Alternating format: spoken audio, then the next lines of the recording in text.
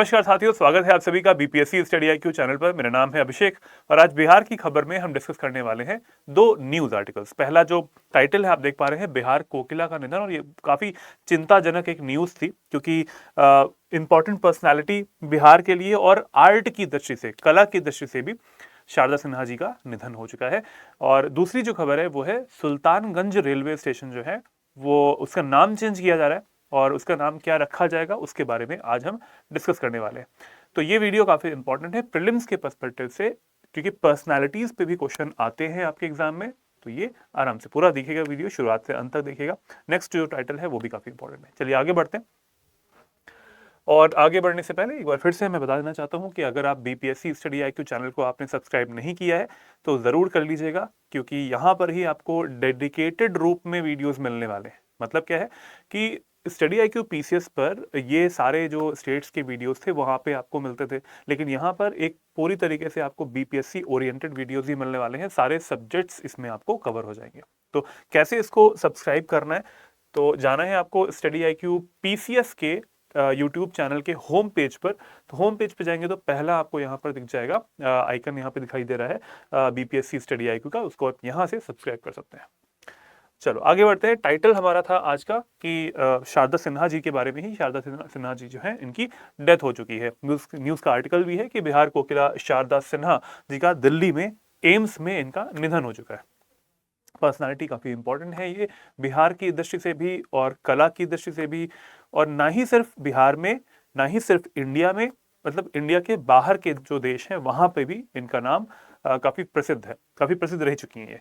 छठ पूजा के पहले दिन ही इन्होंने आखिरी सांस ली थी और छठ पूजा मतलब छठ में ही इन्होंने बहुत सारे गाने भी इन्होंने गाए हैं। और आपने जब भी कभी भी सुना होगा कोई भी गाना तो इन्हीं की आवाज में रहता है, छठ वाले गाने। इनके बारे में देख लेते हैं। बिहार की लोक संगीत की जो प्रतीक मानी जाती है ये, ठीक है, ये एक सिंबल मानी जाती है, प्रतीक मानी जाती है शारदा सिन्हा जी। इनका 72 वर्ष की आयु में निधन हो गया है। कैसे निधन हुआ है? कैंसर से। नाम क्या लिखा है यहाँ पे? Multiple myeloma. ठीक है, मल्टीपल माइलोमा से इनका निधन हुआ है और ये ब्लड कैंसर का एक रूप होता है। ठीक है, मैं यहाँ पे मेंशन कर दे रहा हूँ, it's a type of blood cancer. Next point है यहाँ पे कि उन्हें अपनी आत्मीय छठ गीतों को गाने की वजह से विशेष रूप से सराहा जाता है। और सराहा कहाँ पे जाता है? ना ही बिहार में, ना ही इंडिया में, इंटरनेशनल लेवल पे भी। ठीक है, तो ये पर्सनालिटी काफी इंपॉर्टेंट है और इस पे बेस्ड क्वेश्चंस भी आते हैं एग्जाम में। ठीक है, तो वो हमने देख लिया। अब जरा इनके बारे में जान लेते हैं कि शारदा सिन्हा जी जो हैं वो कहाँ से बिलोंग करती थी, जन्म कहाँ पे हुआ था, ये सब चीजें। तो इनको बोलते क्या है वैसे? इनको एक टाइटल दिया जाता है बिहार कोकिला का। ठीक है, तो हो सकता है कि एग्जाम में ऐसे क्वेश्चंस आ जाएं कि बिहार कोकिला किनको कहा जाता है। 4 ऑप्शंस दे दिए जाएंगे, आपको इनका नाम सेलेक्ट करना होगा प्रीलिम्स में। एक प्रसिद्ध भारतीय ये गायिका है और इन्होंने किन किन भाषाओं में इन्होंने गाने गाए हैं जरा वो भी देख लीजिएगा। जो चीज मैं यहाँ पे हाईलाइट कर रहा हूँ उतना ही इंपॉर्टेंट है, उससे ज्यादा मत पढ़िएगा, उतना ही काफी है। भोजपुरी, मैथिली और मगही संगीत में इन्होंने अपनी छाप छोड़ी है। ठीक है, भोजपुरी के गाने भी गाए हैं, मैथिली के भी गाए हैं और मगही जो है मगध के जो है वहां पे भी इन्होंने गाने गाए हैं और काफी अच्छे हैं। और अच्छे के साथ साथ इनके गाने काफी प्रचलित भी है। हर साल जैसे होता है ना कि जब गरबा होता है, जब गरबा का दिन आते हैं तो उस टाइम पे फाल्गुनी पाठक के गाने ही बजते हैं, वैसे ही जब भी छठ होता है तो हमेशा इनके गाने बजते आए थे। गाने इन्हीं के सब लोग बजाते थे और फ्यूचर में भी ऐसा ही होगा। इनके बराबर का कोई भी पर्सन नहीं हो पाएगा। अभी तक तो नहीं हो पाया है, बाद में भी शायद नहीं हो पाएगा। तो नेक्स्ट पॉइंट देखते हैं इसी में। उन्होंने बिहार के पारंपरिक संगीत को लोकप्रिय बनाने में काफी महत्वपूर्ण भूमिका निभाई है। लोकप्रिय बनाना एक तो होता है कि सिर्फ आर्ट को फॉलो करना, इन्होंने आर्ट को अपना लिया था। मतलब अपनाने का मतलब यह है कि इन्होंने उस आर्ट को इतना ज्यादा संवर्धित किया, उतना ज्यादा इंक्रीज किया कि वो चीज प्रचलित हो गई है बिहार के अलावा, इंडिया के अलावा पूरे इंटरनेशनल लेवल पे। और जहां जहां पे लोग गए हैं, बिहार से लोग जहां पे भी जाते हैं हमेशा इनको रेवर करते हैं, इंग्लिश में बोलते हैं रेवर करना, तो वो इनको करते हैं। व्यापक दर्शक वर्ग तक पहुंचाया है, विदेशों तक भी, यहाँ पे पॉइंट भी लिखा हुआ है, भारत और विदेशों तक एक व्यापक दर्शक वर्ग जो है, श्रोता वर्ग जो है, उन तक पहुंचाया हुआ है। नेक्स्ट पॉइंट है शारदा जी का जन्म कहाँ पे हुआ था और इनका घर कहाँ पे है वो देख लेते हैं। जन्म बिहार के सुपौल जिले में था इनका। सुपौल जिले में इनका जन्म हुआ था। और इनका जो ये ब्लॉक या सब याद करने की जरूरत नहीं है, राघोपुर ब्लॉक है और हुलास गांव है, तो ये सब याद करने की जरूरत नहीं है। जिला इंपॉर्टेंट है बस एग्जाम के लिए। सुपौल जिले से बिलोंग करती हैं। और इनका जो घर था, मतलब जो शादी के बाद जो घर हो जाता है, ससुराल जो हो जाता है, वो कहाँ पे था? बेगूसराय में। तो बेगूसराय जिला, दो जिले हैं, इनके बारे में आप पढ़ सकते हैं। इतनी चीजें इंपॉर्टेंट है फॉर नोइंग द पर्सनैलिटी। ठीक है, पर्सनैलिटी। 72 ईयर्स में इनकी डेथ हुई है ब्लड कैंसर से। अब जरा जानते हैं इनके बारे में कि इन्होंने क्या क्या चीजें करी भी है। Sharda Sinha also sang about the life of the girmitiya labours. अब ये नाम कभी कभी आता है, देखो डायरेक्टली कभी कभी ऐसा होगा कि एग्जाम में प्रीलिम्स में क्वेश्चन जो होगा वो इनसे ना पूछ के इनके कुछ कामों से क्वेश्चन पूछ लेते हैं। जैसे यहां पर भी लिखा हुआ है कि गिरमिटिया लेबर्स जो हुआ करते हैं, गिरमिटिया वाले, उनके बारे में इन्होंने सॉन्ग्स में बताया भी है, लिरिक्स भी जो भी रहता है इनका इन्होंने दिया भी था। That became very popular. ठीक है, वो काफी पॉपुलर हो गया था। किन देशों में? Mauritius, Seychelles, Fiji and other places, जो कि ऐसे देश हैं जहां से जब बिहार के लोगों को ब्रिटिश टाइम पे कौन से ईयर्स में, लगभग हम मान सकते हैं कि 17वीं शताब्दी में, 17वीं ना बोल के 18वीं और 19वीं शताब्दी में बोल सकते हैं। तो 17th तो ना बोल के हम 18th, 19th and 20th century में, यहां पे लिखा भी हुआ है इस जगह पे कि किसको बोलते हैं, ये गिरमिटिया का मतलब क्या होता है। तो गिरमिटिया का मतलब होता है कि एक एग्रीमेंट होता था और बिहार से लोगों को ले जाया जाता था, लेबर्स के तौर पर ले जाते थे इन देशों में। और क्या करते थे वहां पे? कोई काम करना है, लेबर का काम करना है, ठीक है, कुछ कंस्ट्रक्शन एक्टिविटीज करनी है तो उसमें इन्वॉल्व करते थे, या फिर उसमें कोई कृषि का काम करना है, ठीक है, और वो भी प्लांटेशन होता था। जैसे होता नहीं कि गन्ने की खेती कर रही हैं, तो उस गन्ने की खेती में बहुत बड़े लेवल पे एरिया है, वहां पे खेती कर रही हैं। इसके अलावा अगर आपको कपास की खेती करनी है, कॉटन की खेती करनी है, तो उसमें भी इनको लगाया जाता था। और बड़े बड़े प्लांटेशन होते थे, चाय के जो बागान होते हैं उनके लिए भी। तो यही चीज यहाँ पे लिखा है कि गिरमिटिया होता क्या है। गिरमिटिया श्रमिक क्या होते हैं कि वो एक पर्सन होते थे, वो भारतीय लोग होते थे, और भारतीय लोगों को एक एग्रीमेंट के तौर पर किस शताब्दी में, लगभग 18वीं, 19वीं और 20वीं शताब्दी में हम देखते हैं कि भारतीय उपमहाद्वीप से, अब भारतीय उपमहाद्वीप ऐसा नहीं कि सिर्फ भारत से ही, उस टाइम पे पूरा जो एरिया कवर कर रहे हैं, जैसे कि वो बांग्लादेश से भी हो सकते थे, वो बिहार से भी हो सकते थे, वो बिहार के अलावा अदर स्टेट्स जो कि आज के हैं वहां से भी हो सकते थे। कहाँ जाते थे वो? इन क्षेत्रों में। ठीक है, सेशल्स हो गया, मॉरिशस हो गया, साउथ ईस्ट एशियन में अगर जाना है तो वहां तो उतना ज्यादा ब्रिटिश कॉलोनीज नहीं थी, लेकिन जहां जहां पे ब्रिटिश कॉलोनीज थी, ठीक है, उपनिवेशवाद जहां पर ब्रिटिश का था, वहां पर जाते थे, मजदूरी के लिए भेजा जाता था। गिरमिट क्या होता है? वो एक एग्रीमेंट है। ठीक है, गिरमिटिया क्या होता है? एक तरीके का टिपिकली साइंड एग्रीमेंट होता है, आमतौर पर एक हस्ताक्षर समझौता होता है बेसिकली, और उनसे साइन करवा के उन्हें ले जाते थे। और बहुत ही ज्यादा कह सकते हैं कि अमानवीय जो घटनाएं होती थी वहां पे इन मजदूरों के साथ में होती थी। खाने के लिए सही से नहीं मिल पाता था, रहना सहना नहीं हो पाता था, तो उनके लिए इन्होंने गाने गाए थे। ठीक है, उनके लिए उन्होंने गाने गाए थे। That became very famous in these countries, जहां पर ये लेबर्स गए थे और वहां पे जाके इन कंट्रीज को खड़ा करने में इन बिहार से जाने वाले, इंडिया से जाने वाले जो लेबर्स हैं, गिरमिटिया लेबर्स होते हैं, उनका काफी बड़ा योगदान है। तो जब आज के समय में देखा जाता है कि इंडिया के साथ में इन कंट्रीज का क्या रिलेशंस है, now now these countries, these areas have become the countries. ठीक है, वो देश बन चुके हैं। मॉरिशस एक कंट्री है अलग से, सेशल्स भी है, फिजी भी है। तो यहाँ पर इंडिया का के जो हम कहते थे लोग हैं, और कई सारी जनरेशन्स पहले वाले जो लोग हैं वहां पे रहते आए हैं, और वहां की इकोनॉमी को बिल्टअप करने में इनका बहुत बड़ा योगदान रहा है। तो चीजों को इस लेवल तक समझना है for your own understanding, for your own एक तरीके से नॉलेज बेस, और एग्जाम के लिए भी। ठीक है, तो गिरमिटिया हो गया, ये चीज थी। अब इसी के बारे में आगे बढ़ते हैं कि इन्हें अवार्ड क्या मिला हुआ था। ठीक है, शारदा सिन्हा जी को अवार्ड कौन कौन से मिले हुए थे वो देख लेते हैं। पहला जो अवार्ड आपको यहाँ पे दिखाई दे रहा है, ये कौन सा है? Is the Padma Bhushan. ये पद्म भूषण अवार्ड है, और इन्हें पद्म भूषण मिला हुआ था। इन्हें पद्म श्री भी मिला हुआ था। ये पद्म श्री अवार्ड है, देखने में ऐसा ही दिखता है इस जगह पे। और तीसरा जो अवार्ड है, इन्हें संगीत नाटक अकादमी का भी अवार्ड मिला हुआ था। कब मिला था वो देख लेते हैं। तो देखिए, जो पद्म भूषण अवार्ड होता है, वो यहाँ पे सब कुछ लिखा हुआ है।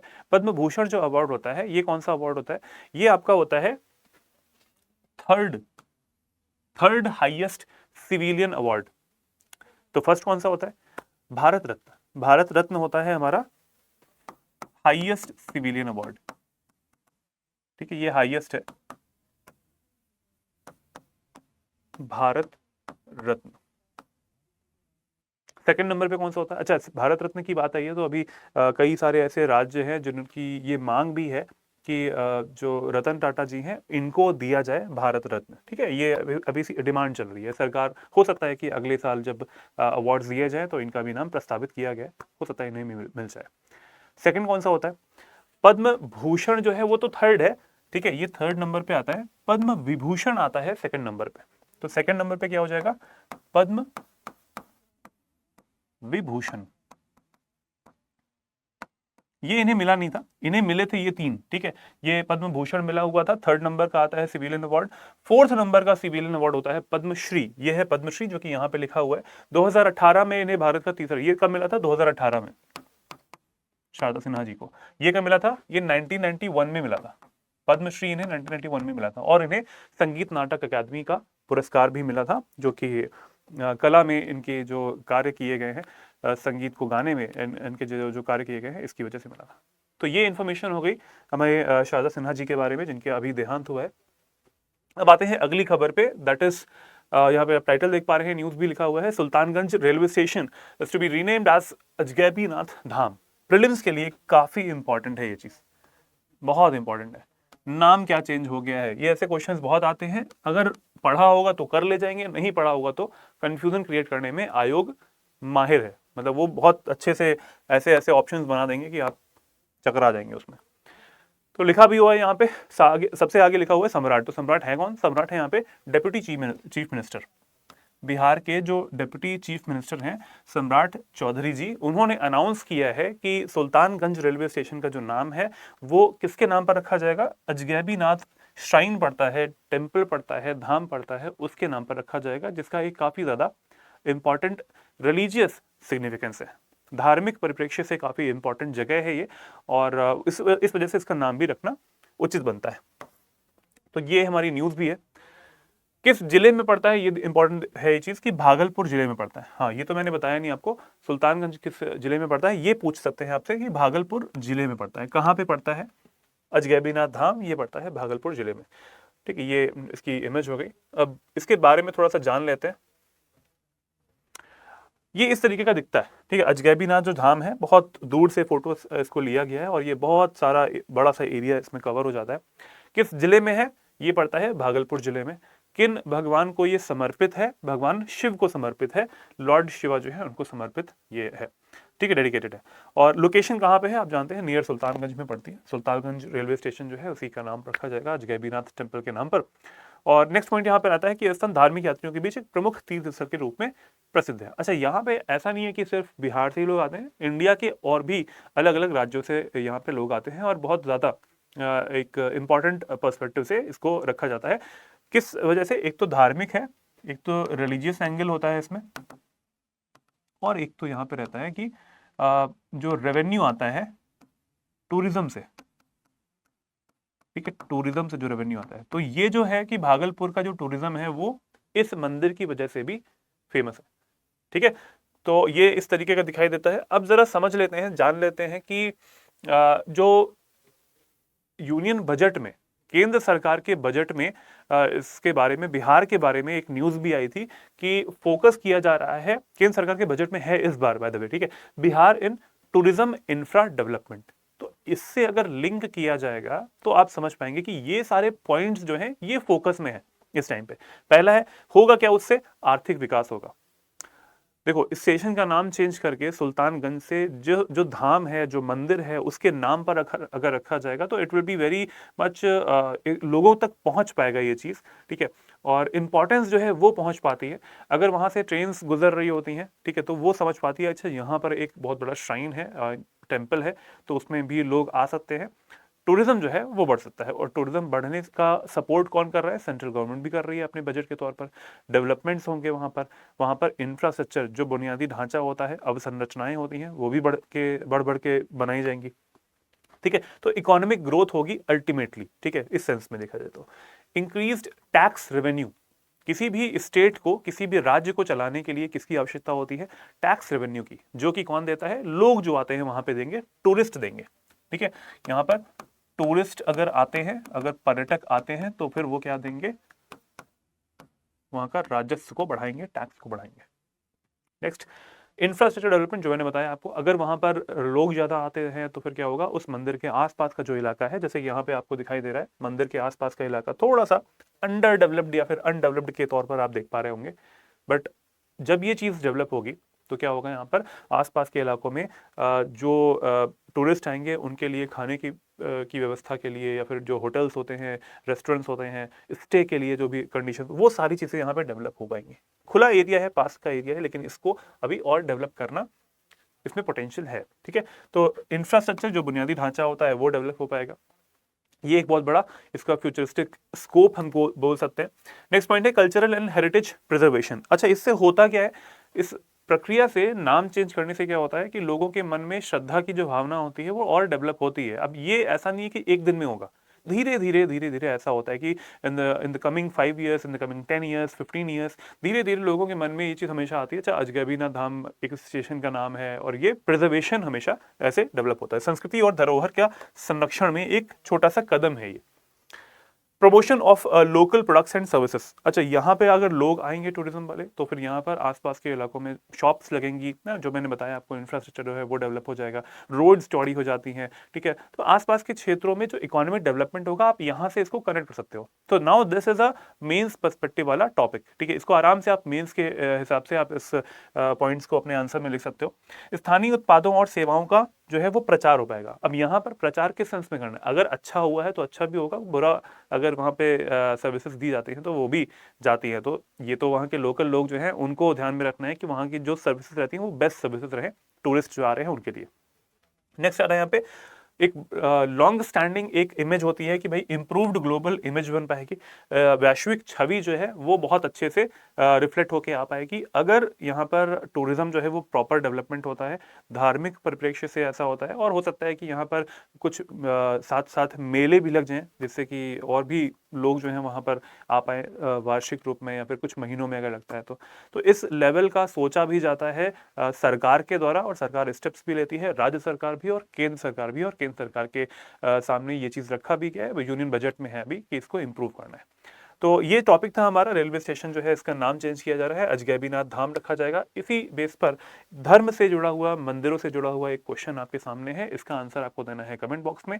क्वेश्चन क्या कहता है यहाँ पर एक टेबल दिया हुआ है मंदिरों की, एक टेबल दिया हुआ है यहाँ पर जिलों की, लोकेशंस की। आपको इसमें बताना है कि कौन सा जो मैचिंग है वो सही है।